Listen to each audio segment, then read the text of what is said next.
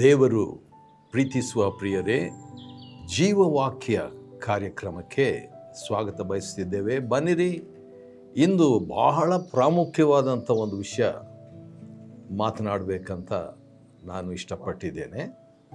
ಅದೇನೆಂದರೆ ರಕ್ಷಣೆ ಬಗ್ಗೆ. ಒಂದು ವೇಳೆ ನನ್ನ ಜೀವನದಲ್ಲಿ ಒಂದೇ ವಿಷಯ ನೀವು ಮಾತಾಡಬೇಕು ಅಂತ ಯಾರಾದರೂ ಹೇಳಿ, ನಿಮ್ಮ ಕೊನೆಯ ಆಶೆ, ಕೊನೆ ಒಂದು ಸಂದೇಶ ನೀವೇನು ಬಯಸ್ತೀರಿ ಅಂತ ಹೇಳಿದರೆ, ನಾನು ಹೇಳ್ತೀನಿ ರಕ್ಷಣೆ ಬಗ್ಗೆ ಮಾತಾಡಲಿಕ್ಕೆ ಇಷ್ಟಪಡ್ತೀನಿ ಅಂತ. ಆದ ಕಾರಣ ಇವತ್ತಿನ ದಿವಸ ರಕ್ಷಣೆ ಬಗ್ಗೆ ಪ್ರಿಯ ವೀಕ್ಷಕರೇ ನಿಮ್ಮ ಮುಂದೆ ಸಮರ್ಪಿಸ್ತಾ ಇದ್ದೇನೆ. ಒಂದು ಆತ್ಮಿಕ ವಿಷಯ. ಬೈಬಲ್ನಲ್ಲಿ ರಕ್ಷಣೆ ಎಂಬ ಪದ 388 ಟೈಮ್ಸ್ 388 ಸಾರಿ ಬರ್ತದೆ. ಮತ್ತು ರಕ್ಷಣೆಯ ಹುದುವಾದ ಅರ್ಥ ಏನೆಂದರೆ ಅಪಾಯದಿಂದ ರಕ್ಷಣೆ, ವೈರಿಗಳಿಂದ ರಕ್ಷಣೆ, ವ್ಯಾಧಿಯಿಂದ ರಕ್ಷಣೆ, ಈ ರೀತಿಯಾಗೆಲ್ಲ ನಾವು ಅರ್ಥ ಮಾಡಿಕೊಡ್ಬೋದು. ಆದರೆ ಇವತ್ತಿನ ದಿವಸ ನಾನು ಮಾತನಾಡ್ತಾ ಇರುವಂಥದ್ದು ಆತ್ಮಿಕ ರಕ್ಷಣೆ.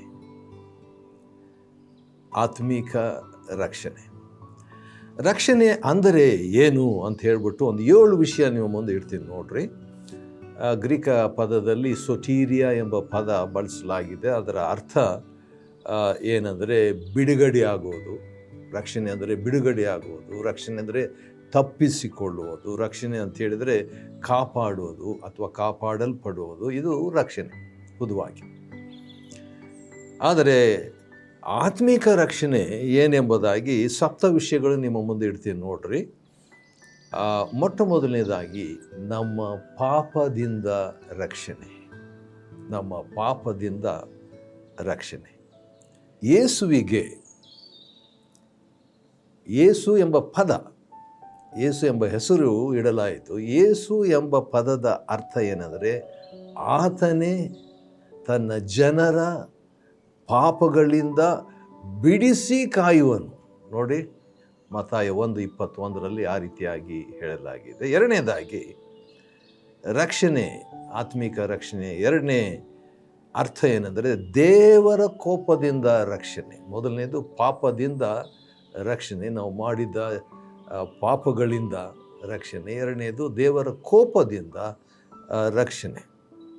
ಈ ಬಗ್ಗೆ ಭಕ್ತನಾದ ಪೌಲನು ರೋಮಪತ್ರಿಕೆ 5:9 ಹೇಳುವಾಗ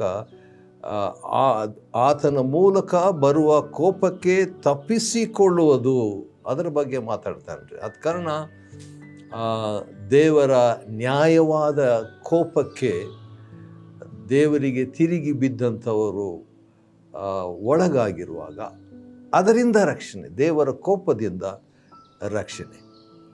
ಮೂರನೆಯದು ನಮಗೆ ವೈರಿ, ಒಬ್ಬ ವಿಲನ್ ಇದ್ದಾನೆ. ಆದ ಕಾರಣ ಸೈತಾನನಿಂದ ನಮಗೆ ರಕ್ಷಣೆ. ಯಾಕಂತೇಳಿದ್ರೆ 2 ತಿಮೋತಿ 2:26 ಈ ರೀತಿಯಾಗಿ ಒಂದು ಮಾತು ಬರೆದಿದೆ.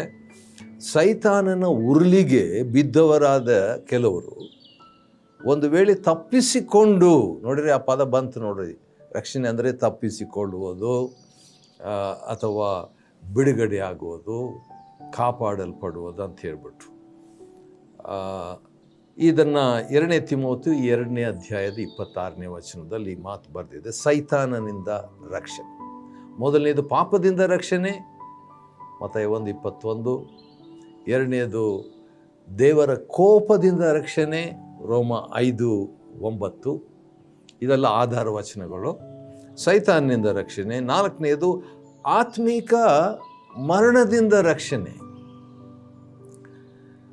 ಪಾಪ ಮಾಡುವ ಪ್ರತಿ ಜೀವಿ ಆತ್ಮಿಕ ಮರಣವನ್ನು ಹೊಂದ್ತಾರೆ. ಆದಾಮನಿಗೆ ದೇವರು ಹೇಳಿದಾಗ ಒಂದು ಮಾತು ಹೇಳಿದರು, ನೀನು ಹಣ್ಣನ್ನು ತಿಂದ ದಿನವೇ ಸಾಯುವಿ.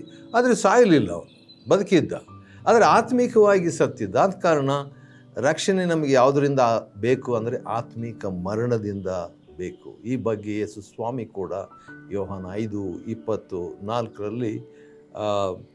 ನಂಬಿದಂಥವರು ಮರಣದಿಂದ ಪಾರಾಗಿ ಅಂಥೇಳಿ ಆತ್ಮಿಕ ಮರಣದ ಬಗ್ಗೆ. ನಾವೆಲ್ಲರೂ ಸಾಯಬೇಕು ದೈಹಿಕವಾಗಿ, ಆದರೆ ಆತ್ಮಿಕ ಮರಣದಿಂದ ರಕ್ಷಣೆ ನಮಗೆ ಭಾಳ ಅಗತ್ಯ, ಭಾಳ ಅಗತ್ಯ. ಐದನೇದಾಗಿ ಪಾಪದ ಶಿಕ್ಷೆಯಿಂದ ರಕ್ಷಣೆ. ಎಲ್ಲರೂ ಪಾಪ ಮಾಡಿದ್ದಾರೆ.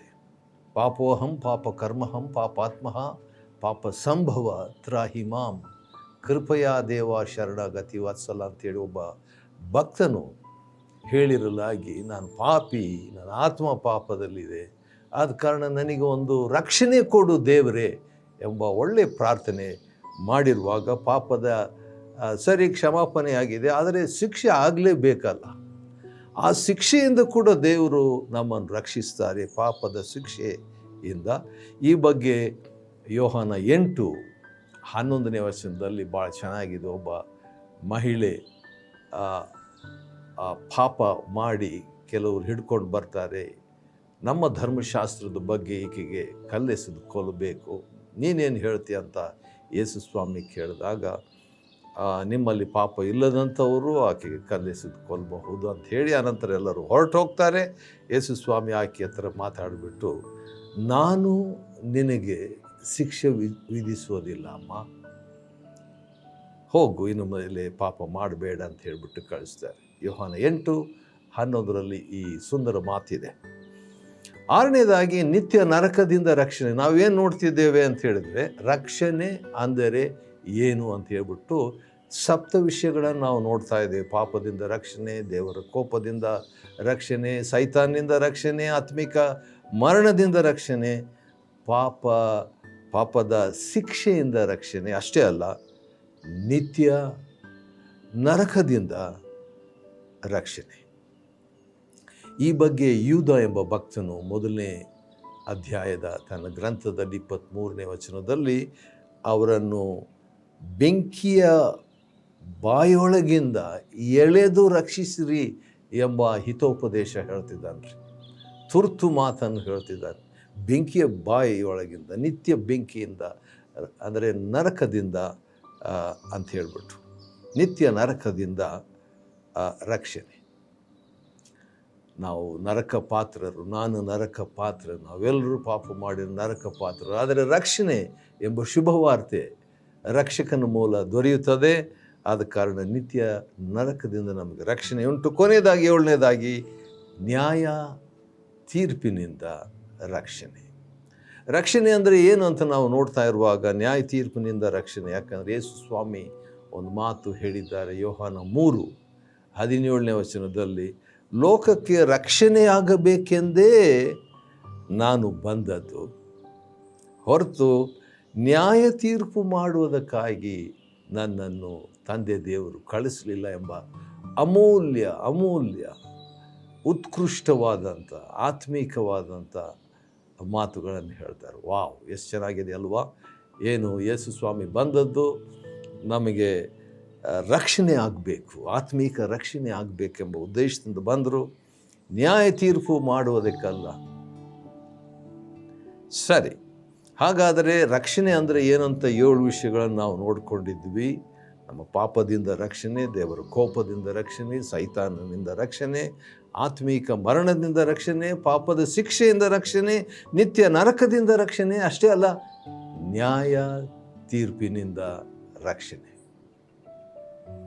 ಹೌದು, ಈಗ ಕೆಲವು ರಕ್ಷಣೆ ಮಾಡ್ಕೋಬೇಕಾದ್ರೆ ಅಥವಾ ರಕ್ಷಣೆ ಹೊಂದಬೇಕಾದ್ರೆ ಆತ್ಮೀಕ ಕೆಲವು ಒಳ್ಳೆಯ ಸಂಗತಿಗಳನ್ನು ನಾವು ಮಾಡಿದ್ರೆ ನಮ್ಗೆ ರಕ್ಷಣೆ ಸಿಗ್ತದಂತ ಬಹಳ ಜನರ ಒಂದು ಅಭಿಪ್ರಾಯ. ಆದರೆ ದಯವಿಟ್ಟು ಕೇಳಿಸ್ಕೊಳ್ಳಿ, ಆತ್ಮರಕ್ಷಣೆ ನೀಡದ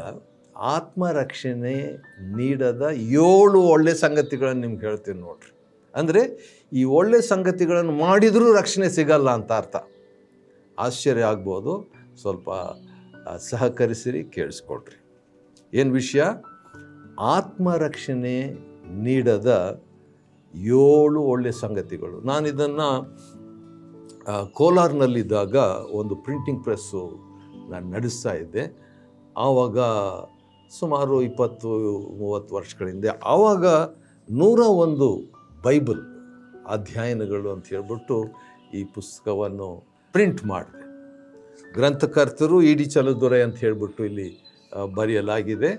ಆದುದರಿಂದ ಆತ್ಮರಕ್ಷಣೆ ನೀಡದ 7 ಒಳ್ಳೆಯ ಸಂಗತಿಗಳನ್ನು ಕೇಳಿಸ್ಕೊಡ್ರಿ. ಮೊದಲನೇದಾಗಿ ಧಾರ್ಮಿಕ ಭಕ್ತಿ. ಕೊರ್ನೇಲಿಯನ್ ಅಂತ ಒಬ್ಬ ಮನುಷ್ಯನಿದ್ದ, ಅವನು ಭಕ್ತನಾಗಿದ್ದ. ಅಪೊಸ್ತಲ ಕೃತ್ಯ 10:1-2 ಧಾರ್ಮಿಕ ಭಕ್ತಿ ನಮ್ಮನ್ನು ಆತ್ಮರಕ್ಷಣೆ ನೀಡಲಾರದು. ಭಕ್ತಿ ಒಳ್ಳೆಯದು, ಧಾರ್ಮಿಕ ಭಕ್ತಿ ಇತ್ತು, ಆದರೆ ಅವನು ರಕ್ಷಣೆ ಹೊಂದಿರಲಿಲ್ಲ. ಎರಡನೇದು ದೇವರಿಗೆ ಭಯಪಡುವುದು. ಅಪೊಸ್ತಲ ಕೃತ್ಯ 10:2 ದೇವರಿಗೆ ಭಯಪಡೋದು ಕೂಡ ಒಳ್ಳೆಯದು, ಆದರೆ ದೇವರಿಗೆ ಭಯಪಡೋದು ಮಾತ್ರ ಆತ್ಮರಕ್ಷಣೆ ನೀಡಲ್ಲ. ಯಾಕಂದರೆ ಕೊರ್ನೇಲಿಯನು ದೇವರಿಗೆ ಭಯಪಡುವವನಾಗಿದ್ದನು, ಆದರೆ ರಕ್ಷಣೆ ಹೊಂದಿರಲಿಲ್ಲ, ಆತ್ಮಿಕ ರಕ್ಷಣೆ ಹೊಂದಿರಲಿಲ್ಲ. ಮೂರನೇದಾಗಿ ದಾನ ಧರ್ಮ ಮಾಡುವುದು. ಕೊರ್ನೇಲಿಯನು ಜನರಿಗೆ ಬಹಳವಾಗಿ ದಾನ ಧರ್ಮ ಮಾಡ್ತಾ ಇದ್ನಂತೆ. ಅಪೊಸ್ತಲ ಕೃತ್ಯ 10:2 ದಾನ ಧರ್ಮ ಮಾಡೋದು ಒಳ್ಳೆಯದು, ಆದರೆ ದಾನ ಧರ್ಮ ಮಾಡೋದು ಆತ್ಮರಕ್ಷಣೆಯನ್ನು ಮಾಡಲಾರದು, ನೀಡಲಾರದು. ಅಂದರೆ ನಮ್ಮ ವಿಷಯ ಏನಂದರೆ, ಆತ್ಮರಕ್ಷಣೆ ನೀಡದ 7 ಸಂಗತಿಗಳನ್ನು ನೋಡ್ತಿದ್ದೇವೆ. 7 ಒಳ್ಳೆಯ ಸಂಗತಿಗಳು, ಇವೆಲ್ಲ ಒಳ್ಳೆಯ ಸಂಗತಿಗಳು. ಇವೆಲ್ಲ ಒಳ್ಳೆಯ ಸಂಗತಿಗಳು ಮಾಡಿದರೂ ಆತ್ಮರಕ್ಷಣೆ ನಮ್ಗೆ ಸಿಗಲ್ಲ. ಮೊದಲನೇದು ಏನು? ಧಾರ್ಮಿಕ ಭಕ್ತಿ ಇರೋದು ಒಳ್ಳೆಯದು, ಆದರೆ ಅದು ಆತ್ಮರಕ್ಷಣೆ ಕೊಡಲಾರದು. ಎರಡನೇದು ದೇವರಿಗೆ ಭಯಪಡೋದು ಒಳ್ಳೆಯದು, ಆದರೆ ಅದು ಆತ್ಮರಕ್ಷಣೆ ನೀಡಲಾರದು. ಮೂರನೇದು ದಾನ ಧರ್ಮ ಮಾಡುವುದು ಕೂಡ ಒಳ್ಳೆಯದು. ಕೊರ್ನೇಲಿಯನ್ ಬಹಳವಾಗಿ ಮಾಡ್ತಿದ್ದ, ಆದರೆ ಅವನಿಗೆ ಆತ್ಮರಕ್ಷಣೆ ಸಿಗಲಿಲ್ಲ. ನಾಲ್ಕನೆಯದು ನಿತ್ಯವೂ ಪ್ರಾರ್ಥಿಸುವುದು.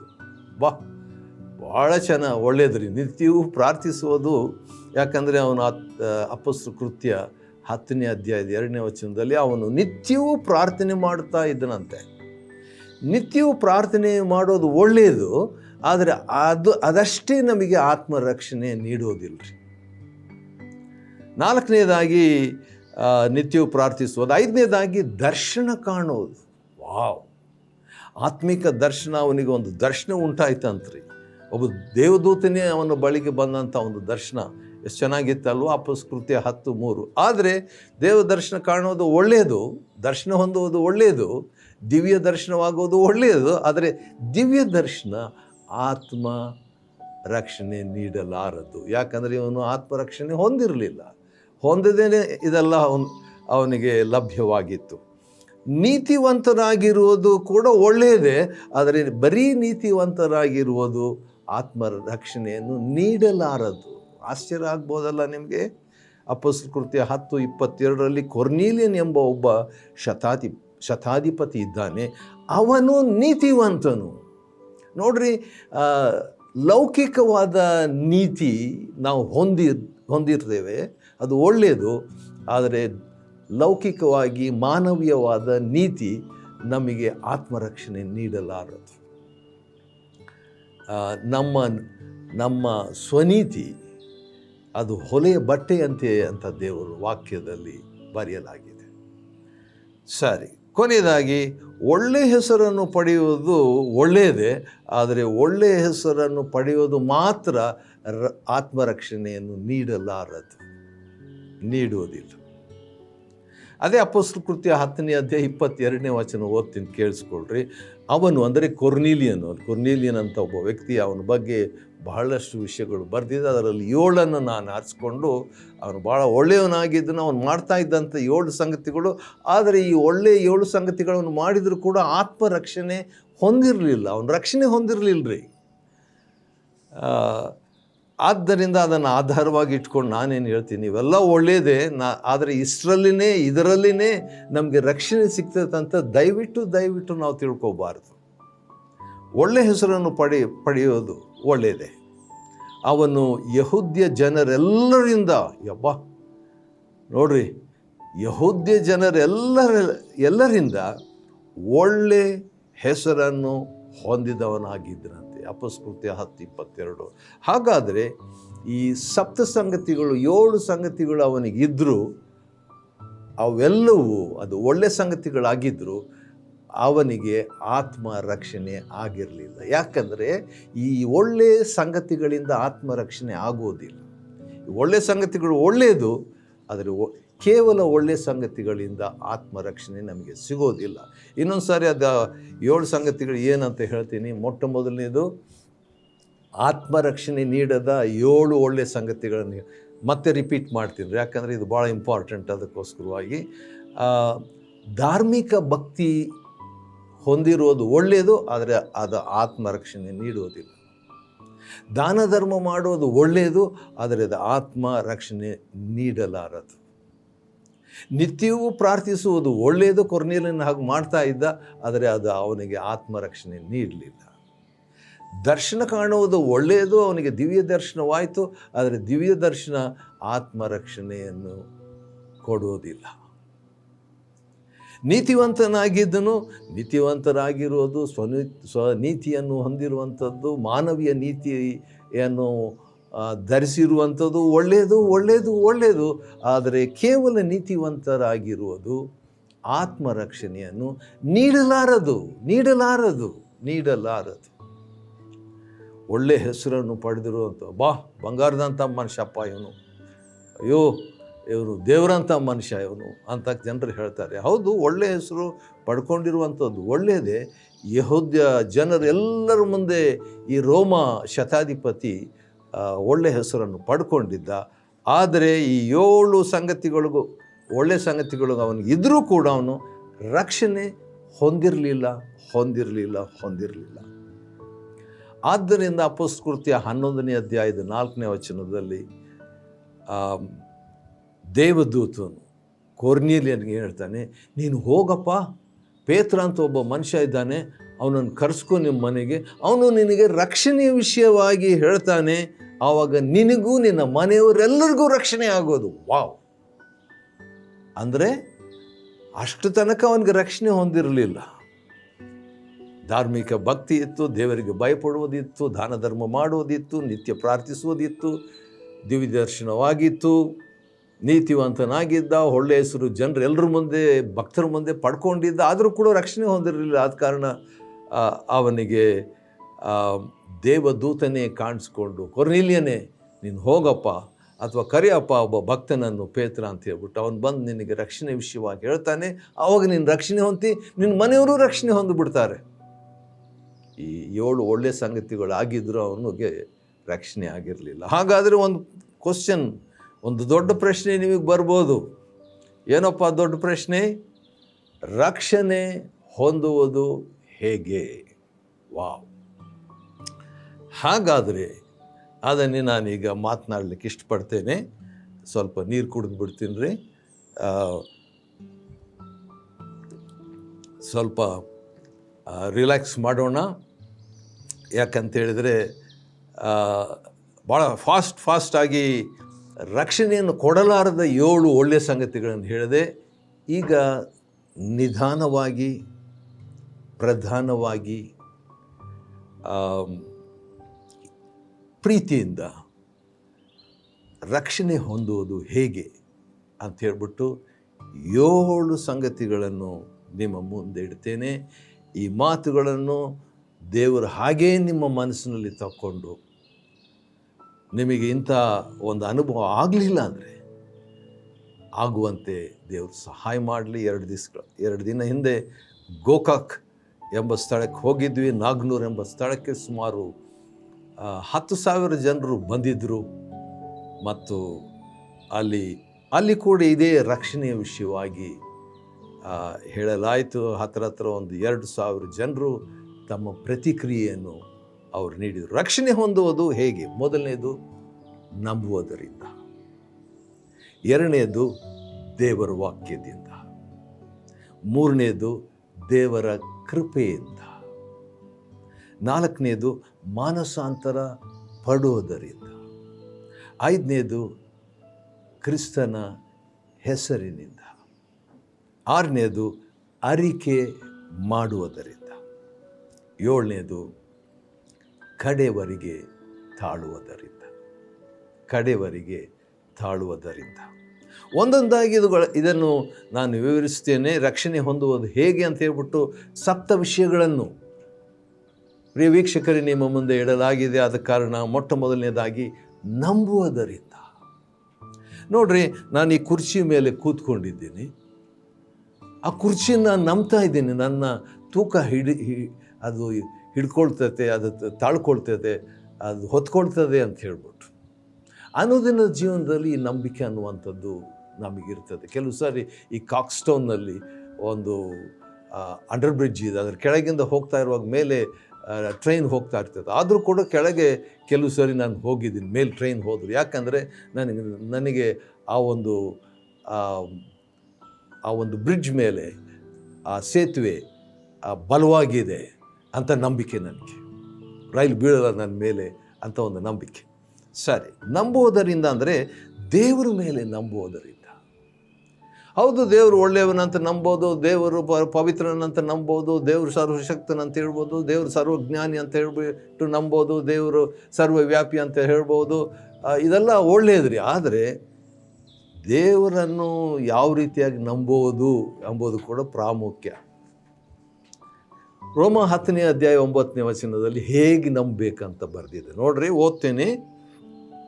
ದೇವರು ಯೇಸುವನ್ನು ಸತ್ತವರೊಳಗಿಂದ ಎಬ್ಬಿಸಿದನೆಂದು ಹೃದಯದಿಂದ ನಂಬಿದರೆ ನಿಮಗೆ ರಕ್ಷಣೆ ಆಗೋದು. ವಾವ್, ಅಷ್ಟು ಈಸಿನ? ದೇವರ ವಾಕ್ಯ ರೀ. ಭೂಮಿ ಆಕಾಶ ನಾಶವಾದರೂ ದೇವರ ಮಾತುಗಳು ನಾಶವಾಗುವುದಿಲ್ಲ. ಆದ ಕಾರಣ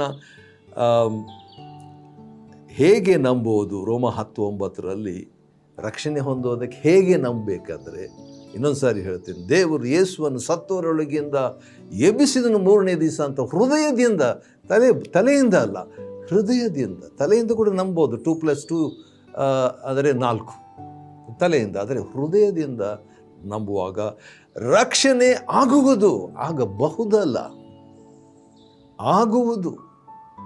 ಎರಡನೇದಾಗಿ ದೇವರ ವಾಕ್ಯದಿಂದ.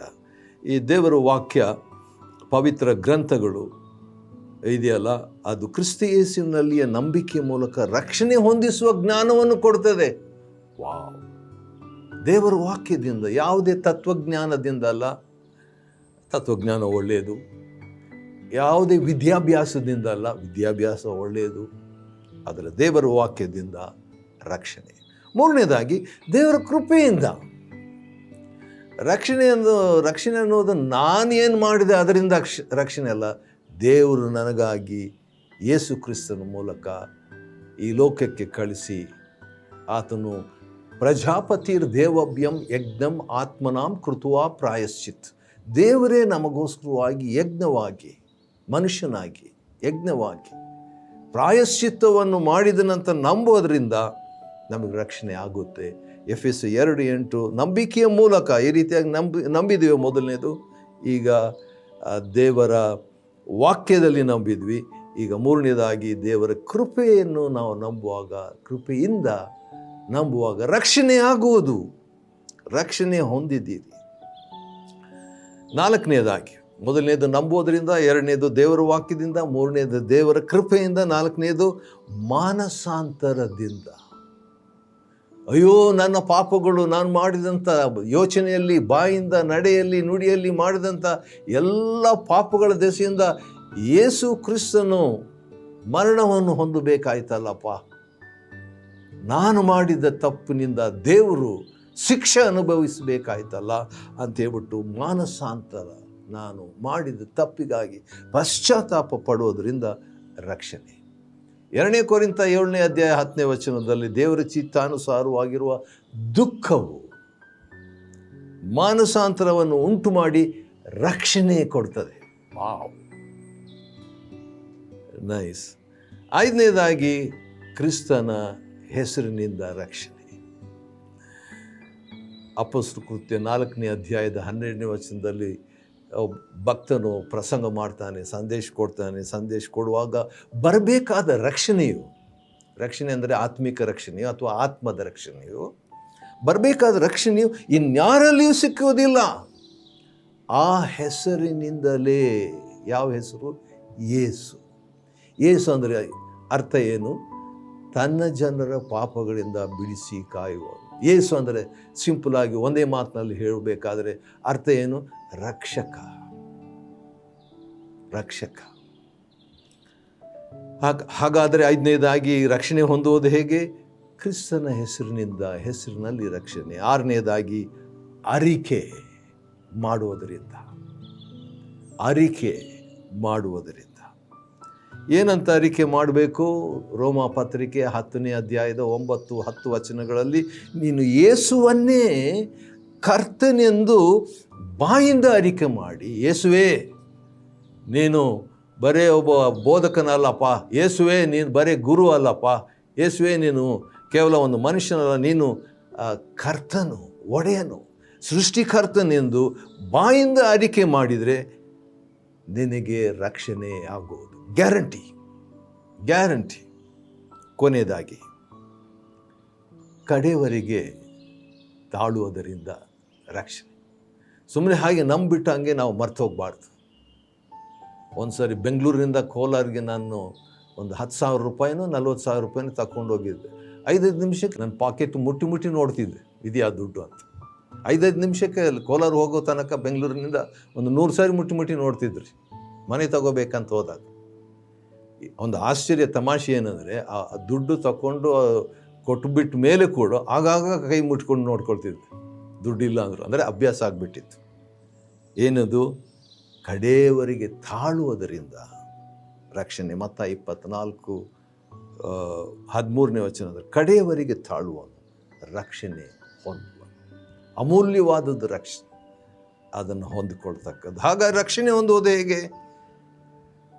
ನಂಬುವುದರಿಂದ, ದೇವರ ವಾಕ್ಯದಿಂದ, ದೇವರ ಕೃಪೆಯಿಂದ, ಮಾನಸಾಂತರ ಅಥವಾ ಪಶ್ಚಾತ್ತಾಪ ಪಡುವುದರಿಂದ, ಕ್ರಿಸ್ತನ ಹೆಸರನ್ನು ಬಳಸುವುದರಿಂದ, ಅರಿಕೆ ಮಾಡುವುದರಿಂದ, ಕಡೆಯವರೆಗೆ ತಾಳುವುದರಿಂದ. ಆದುದರಿಂದ